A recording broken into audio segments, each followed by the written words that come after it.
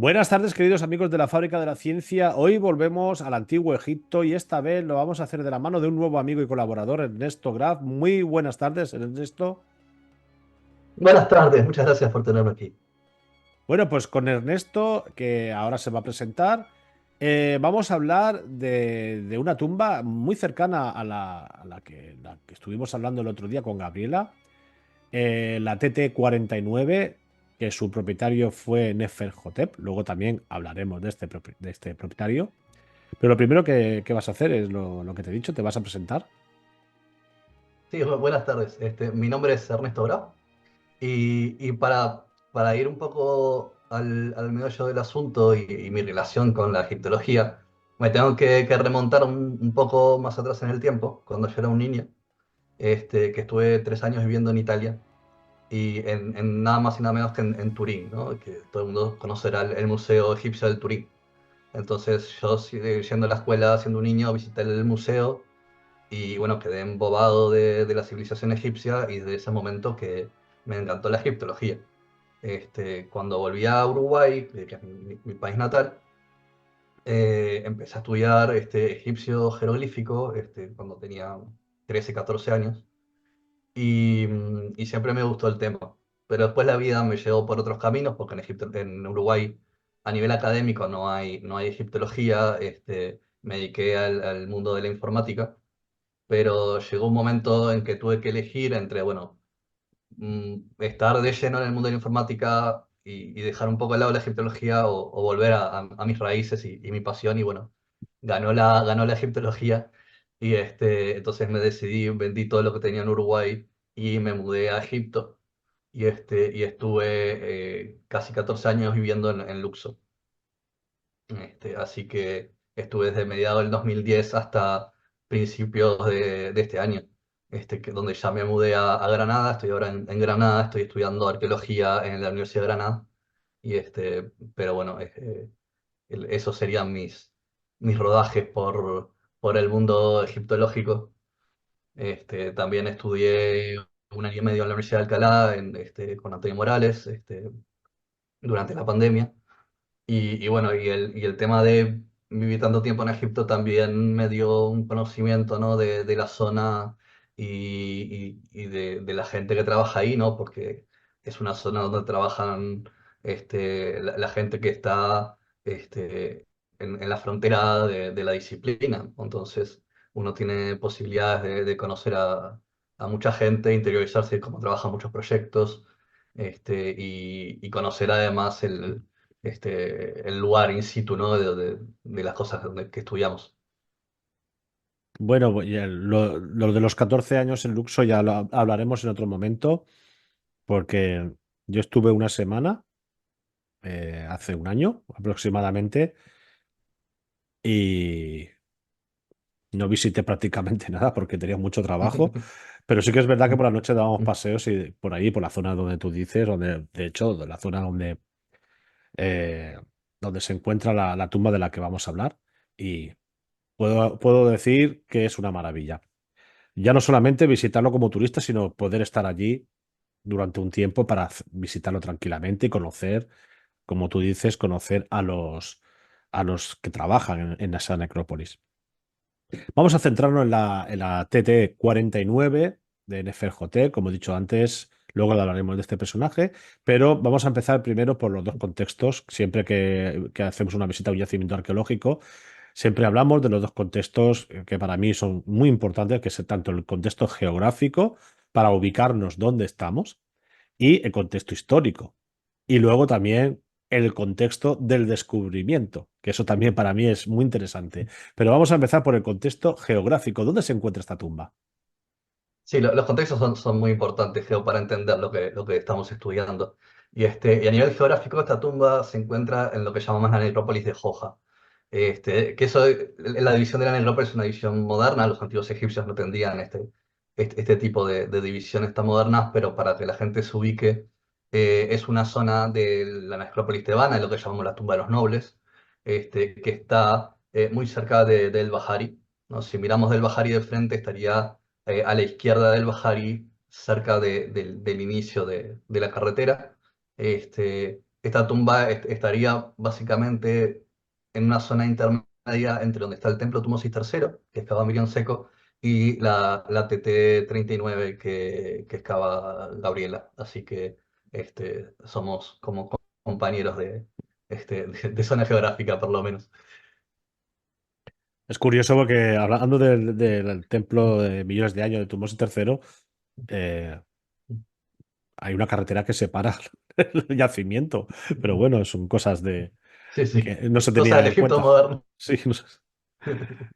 Sí que me viene a la mente ahora. O sea, justamente nos encontramos esta tumba mirando hacia Deir el-Bahari, en la dirección mirando a Deir el-Bahari, encontramos la TT-49, más que nada para los que han visitado Egipto, sobre todo los que visitan Egipto habitualmente, que se hagan a la idea de por dónde se encuentra la TT-49. Y ahora vamos a hablar del contexto histórico, porque, claro, esta tumba se construyó y este personaje, Neferhotep, vivió bajo el reinado o los reinados de reyes de la decimoctava dinastía, puede ser, o decimonovena, no lo sé. Ahora, Sí, creo que es decimoctava, sí, sí. sí, Háblanos. el contexto histórico tiene tela también, porque es un periodo muy particular de la historia egipcia, porque la tumba está datada en el reinado del rey Ay, el sucesor del Por eso famoso digo que entre la Tutankamón. decimoctava y decimonovena, por eso. Pero lo interesante de este contexto es que es justamente el periodo exactamente post-amarniano, ¿no? Ujú. Si los oyentes ubican todo el tema de Amarna, ¿no? Y las reformas amarnianas, este, con bueno, Ajenatón cambiando la capital y todo el gran em, tema entre Atón y Amón y las persecuciones que hubieron en este periodo y los cambios que hubo en este periodo, esta tumba es justo saliendo de ese periodo. Entonces tiene particularidades muy, muy interesantes que en muchas ocasiones las hacen única. Bueno, con varios compañeros del proyecto siempre hablamos de que todas las tumbas tienen cosas que las hacen únicas, ¿no? Uno siempre uno, si las ve desde lejos, pueden parecer todas muy parecidas, pero después uno entra a estudiar cada tumba y siempre cada tumba tiene algo que las hace particular y únicas, ¿no? Y hay como unas 1400 tumbas de los nobles y todas tienen algo que pueden decir esta tumba es única por esto, ¿no? Pero esta justo de Neferhotep tiene muchas, muchas cosas que la hacen verdaderamente interesante y única por este contexto histórico también, ¿no? Bueno, entrando un poco más de quién fue Neferhotep, Neferhotep era un administrativo del templo de Karnak, y era un escriba eh, pero probablemente él haya vivido toda esta revolución amarniana, pero claro, la familia de él fue una de las familias que se mantuvo fiel al viejo clero de Amón. Este, entonces, claro, a la salida de Amarna hay todo un enfervorizamiento a favor de Amón y a favor del culto siríaco y un montón de otros temas que estuvieron en conflicto durante la época de Amarna y aquí vemos como un afianzamiento, ¿no? de esa identidad del dios Amón y, y bueno, y de Neferhotep, que era un alto funcionario del templo de Karnak. Pues este personaje, la verdad es que seguro que la tumba tiene que ser muy interesante. Todo lo que está relacionado con este periodo post-Amarna es muy interesante porque hay muy poca información. O quizás haya mucha información, pero mal canalizada, mal estudiada, ¿no? O que no se ha estudiado a fondo. Pero encontrarnos una tumba que forme parte de este periodo es súper interesante desde el punto de vista científico, desde el punto de vista egiptológico. Eh, claro, ahora me vas a describir la tumba. Luego hablaremos del descubrimiento, ya seguro que en el siglo XIX, final del XIX, principio del XX. Pero ahora me vas a hablar de la tumba para. Tienes que presentar la tumba como si tú fuéramos unos turistas que van a visitar la tumba y tú eres el guía. Tienes que, desde la puerta hasta el final. Imagínate si tienes recorrido. Bien. Y una cosa interesante es que ahora que mencioné el turista es que justamente en febrero de este año 2024 el gobierno egipcio le abrió el turismo, así que quien quiera ir a Egipto la puede visitar hoy en día. Así que, este, Pues eso bueno, es interesante saberlo también. empezando con el recorrido, primero que tiene lo que llamamos una estructura típica de las tumbas de los nobles del NT18, que es esta estructura que en egiptología se llama como la T invertida, ¿no? Son tumbas que tienen un patio abierto, que es el que hace un poco de interacción, ¿no? Entre el resto de la necrópolis y la tumba. Y luego ya entramos tenemos una fachada y está excavada dentro de la colina de la necrópolis. Y cuando entramos, lo primero que nos encontramos después de pasar un pequeño pasaje, es un vestíbulo horizontal, ¿no? Que sería como la parte de la T horizontal, de esta T invertida, ¿no? Este, eh, este vestíbulo tiene algunas escenas muy, muy importantes que podemos hablar después, pero está conectado a través de otro pasaje con la capilla funeraria, que es una capilla un poco más vertical, más rectangular, más cuadrada, donde hay cuatro columnas y al fondo está la estatua de Neferhotep junto con su esposa, algunos de los personajes. Esta sala también está decorada, tiene escenas, también tiene algunas escenas también muy importantes. Y de aquí sale un túnel descendiente, que es el pozo funerario, que ese sí no está decorado. Recordamos que en el Antiguo Egipto las tumbas tienen como tres grandes partes, ¿no? Tienen los patios, tienen las capillas funerarias y tienen los pozos funerarios, ¿no? Y los pozos funerarios sería la parte que estaba cerrada en la antigüedad, donde estaba el féretro del difunto, pero después las capillas y los patios eran zonas abiertas visitables, ¿no? O sea, las tumbas en el Antiguo Egipto eran espacios sociales. No es como esa imagen moderna del cementerio moderno donde uno entierra al muerto y después se va y no pasa nada. O a veces, ahora mismo vemos estas tumbas en el medio del desierto y nos dan esa impresión de entes aislados, que uno va al funeral, se entierra al muerto y se va, ¿no? Eran zonas de intercambio social, donde la gente visitaba, había rituales puntuales del funeral, pero también había rituales anuales, rituales diarios, y eran zonas de un ida y vuelta y de una interconexión, ¿no? Entre el mundo de los muertos y el mundo de los vivos. Entonces toda la parte de la capilla y el patio eran zonas visitables y son zonas que están decoradas en nuestra tumba. Así creo eso es una cosa interesante. Y después, digamos, en esta capilla funeraria tenemos por un lado el pozo y por otro lado tenemos otro hueco que fue hecho posterior, que es también una parte interesante del proyecto de Participo, estudiar los reusos de la tumba y cómo es la historia entera de la tumba, ¿no?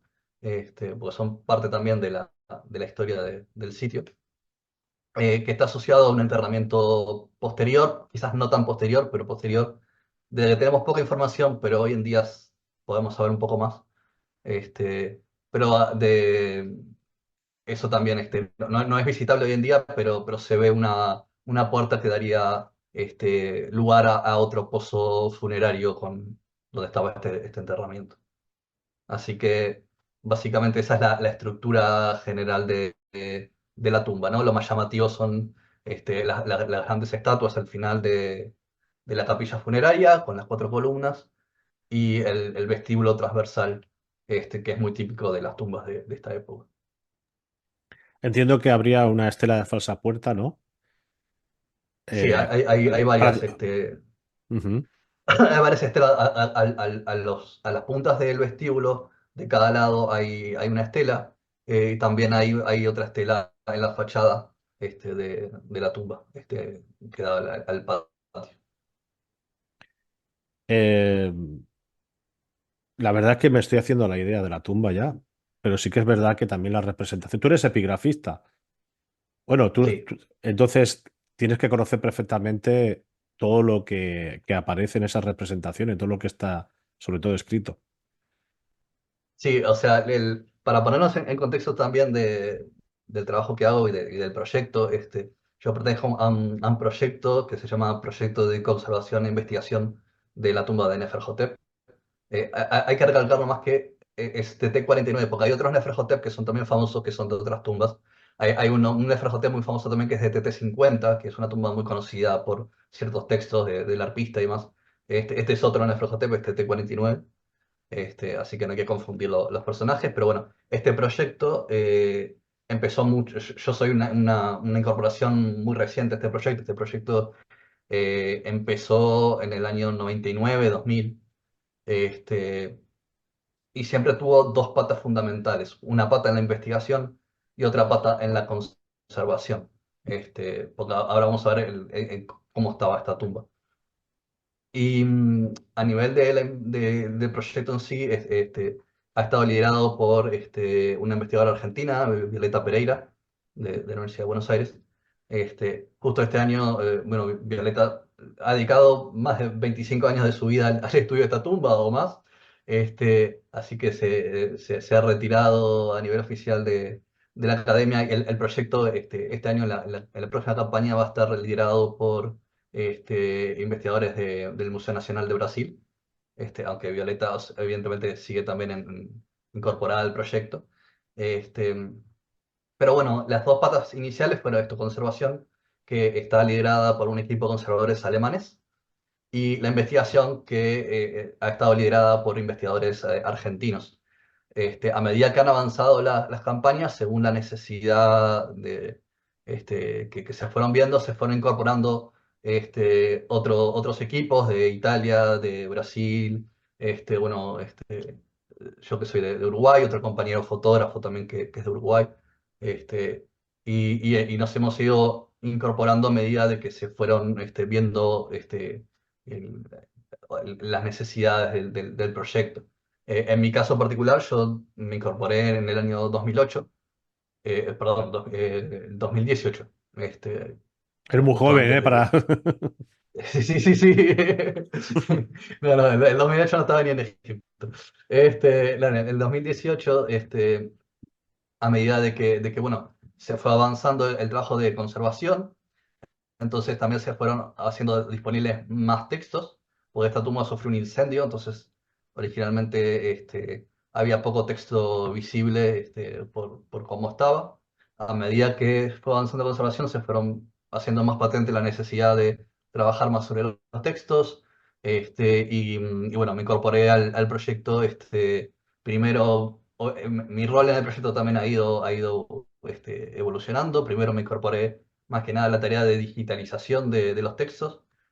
Hoy en día estoy muy involucrado en lo que es la traducción y la investigación de todos los textos de la tumba, que son muchos y algunos muy interesantes. Porque a nivel del idioma también estamos en un periodo de transición entre las diferentes fases de la lengua egipcia. Entonces hay textos muy, muy interesantes en ese aspecto. Y bueno, hoy en día participo de varios equipos de traducciones de diferentes partes de los textos de la tumba.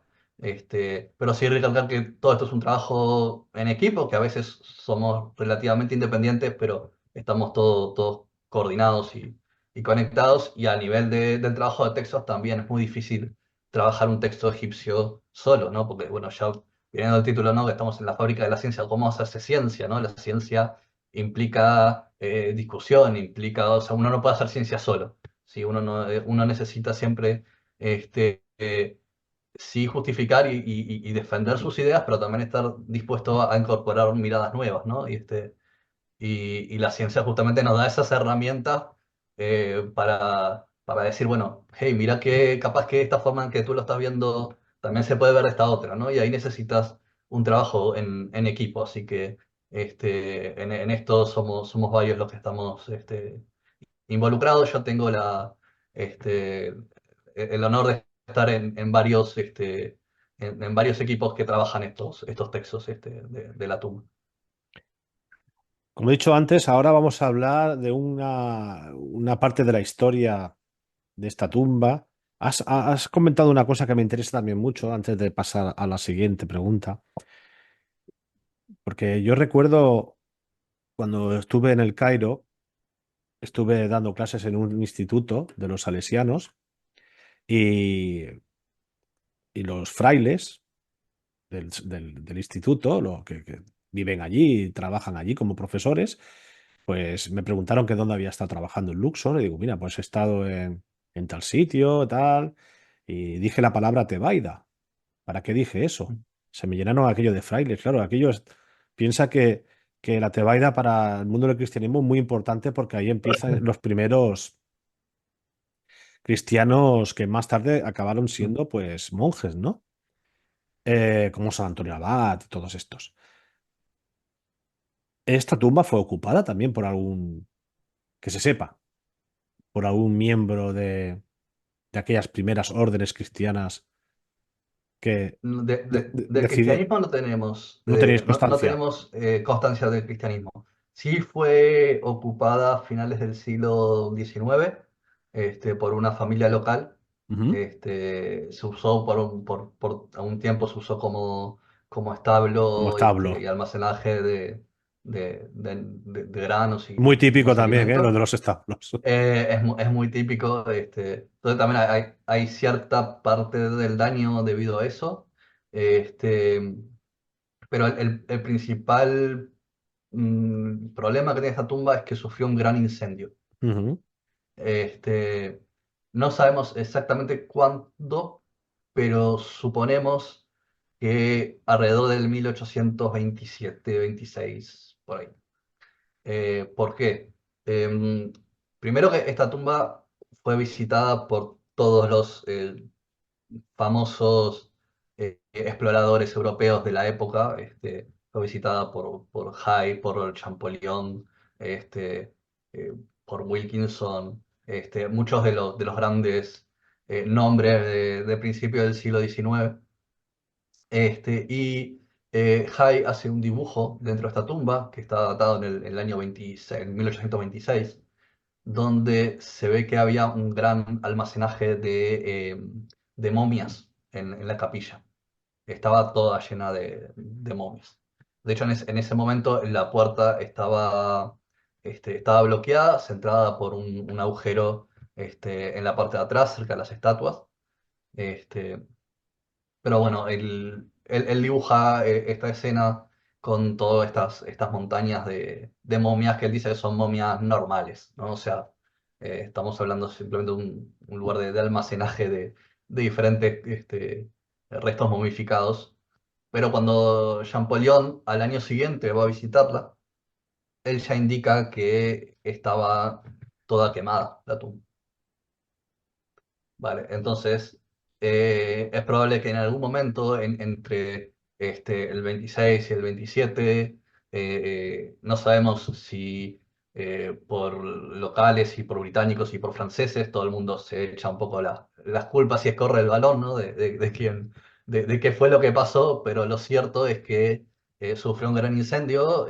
Cuando llega Jean-Paul ya no había prácticamente momias y estaba toda la tumba ennegrecida. Así que ¿Y quién eso ya fue? es ¿Y, el y quién, contexto de esa época. quién fue el primero que comenzó a investigar sobre esta tumba de forma más científica? No tanto como Eh, el- aventureros, el- ¿no? sí, o sea, se hicieron algunas copias de texto. O sea, ya Wilkinson hace algunas copias de unos dibujos que nos van a ser muy importantes a nosotros hoy en día porque hay partes que están perdidas y que reconstruimos textos gracias a las copias hechas a principios del siglo XIX. Pero la misión que va a excavar esta tumba y a investigarla de forma más científica es la misión del Metropolitan de Nueva York de Davis en Ujú. 1930. O sea, la publicación de Davis es del año 33 y él estuvo en el año 30 excavando esta tumba y bueno, la principal publicación siempre de referencia a la tumba es la de Davis de 1933.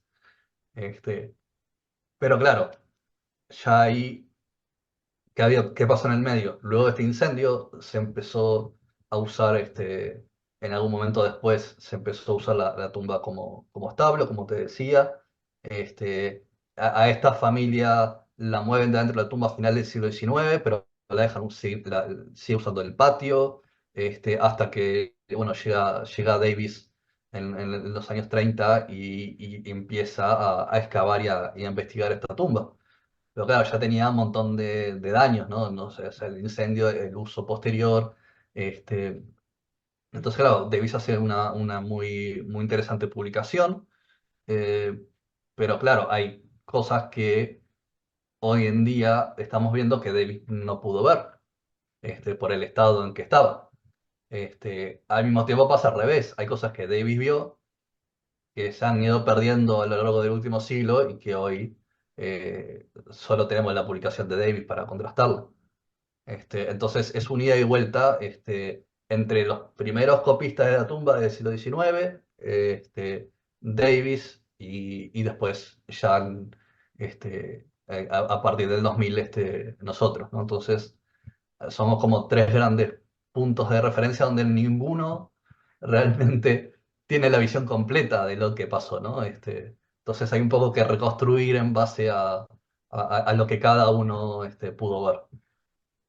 Luego tanto en iVoox como en el canal de YouTube de la Fábrica de la Ciencia voy a incluir la web de la tumba porque me parece muy interesante, muy completa. Me has dicho que ya es visitable. Eso quiere decir que el trabajo que se va a realizar a partir de esta campaña o las siguientes campañas ya tiene que ser una parte de la tumba en la cual no haya personas por allí dando vueltas, ¿no? ¿Cuál es el futuro de vuestra intervención en la tumba? Sí, bueno, o sea, siempre hay que está el equilibrio, ¿no? Entre lo que es el trabajo de investigador y lo que es el derecho al acceso público a los lugares. Es un equilibrio muy difícil de mantener. Yo no tengo una respuesta a ese gran tema. Pero nuestros próximos trabajos primero se centran, o sea, dentro de la tumba, a nivel de conservación siempre hay un trabajo también, ¿no?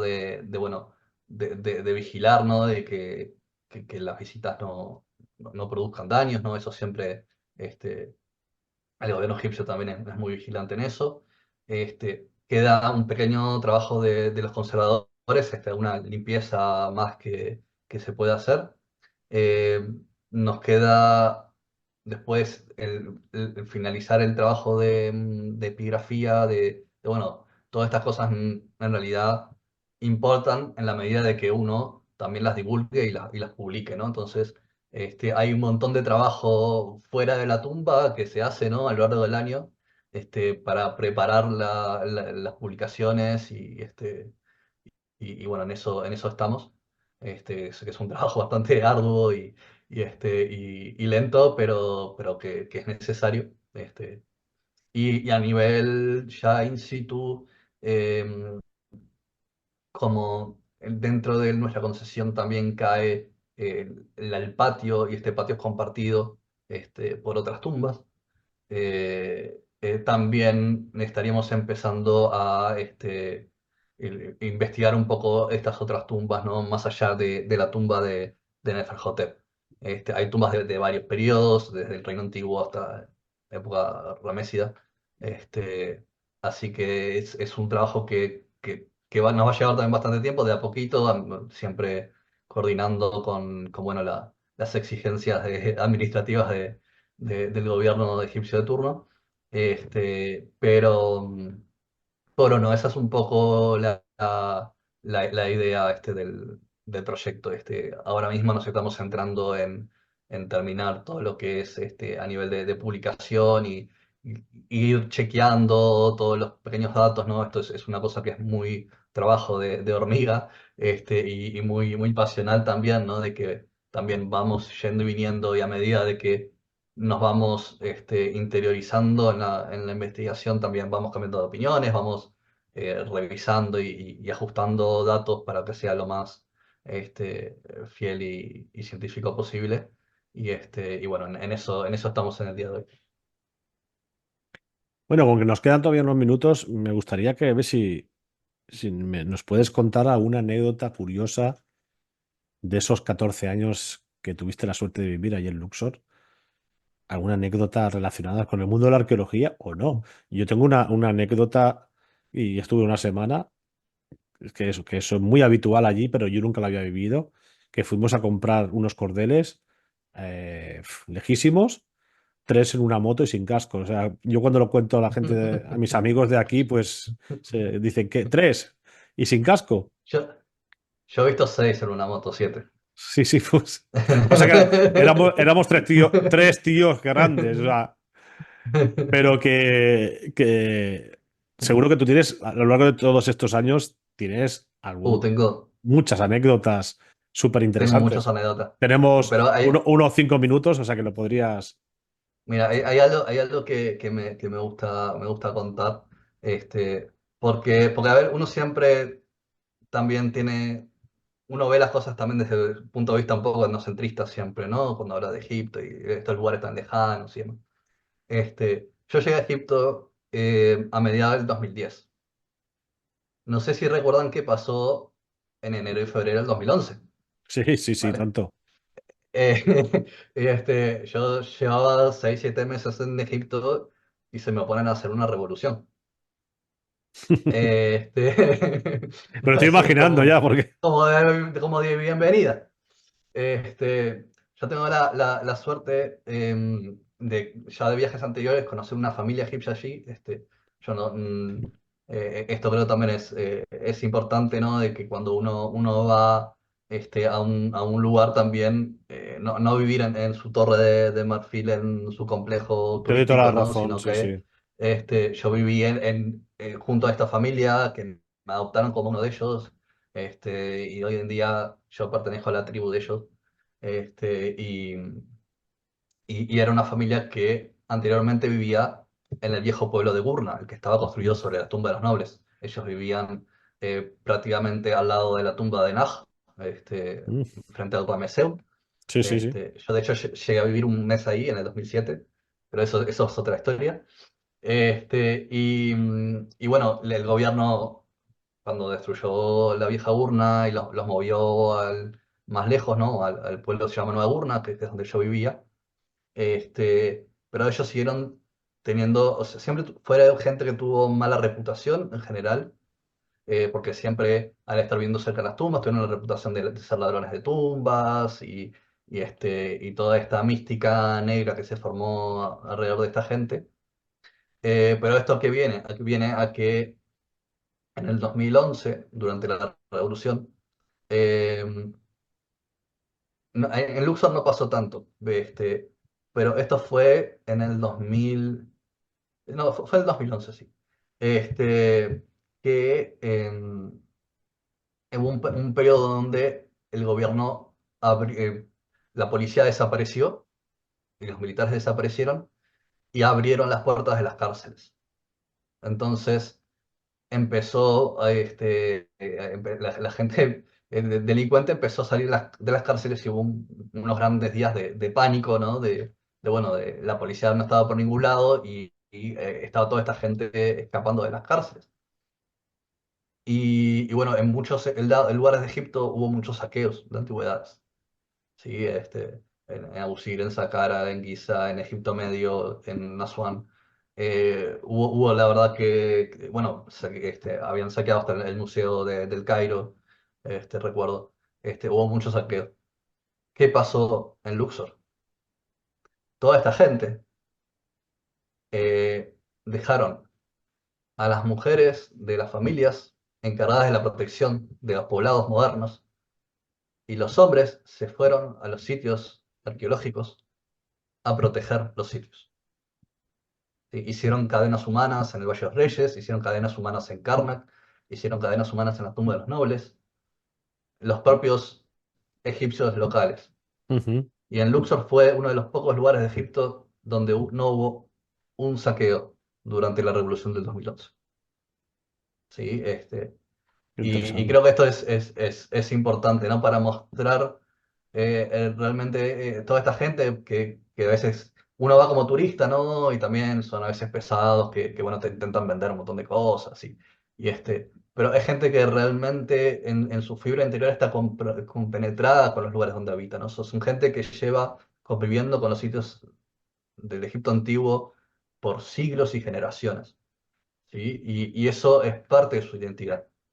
Este, y creo que esto es una demostración palpable, ¿no? De que más allá de los estereotipos y de las cosas que a veces uno pueda leer, es gente que le importa mucho el estado lo toma como para sí mismo, ¿no? El Egipto antiguo. Y creo que a nivel arqueológico, yo ahora estoy estudiando arqueología, y a nivel de cómo se administran las comunidades locales y a veces no se toman decisiones políticas que no están realmente después este, conectadas con el sentir de la gente, ¿no? Y creo que eso es muy importante si queremos realmente proteger a los sitios.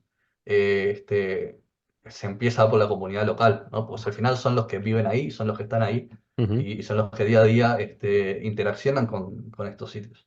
También Este, también hay que recordar que gran parte, bueno, una parte importante de esta población son los obreros que trabajan en los equipos, que es para mí son fundamentales y envío un saludo a todos, ¿no? No me van a entender, pero bueno, si alguno me entiende, que sepa que la Fábrica de la Ciencia les hacemos un homenaje también a estos equipos de obreros, porque sin ellos no sería posible todo lo que se está haciendo.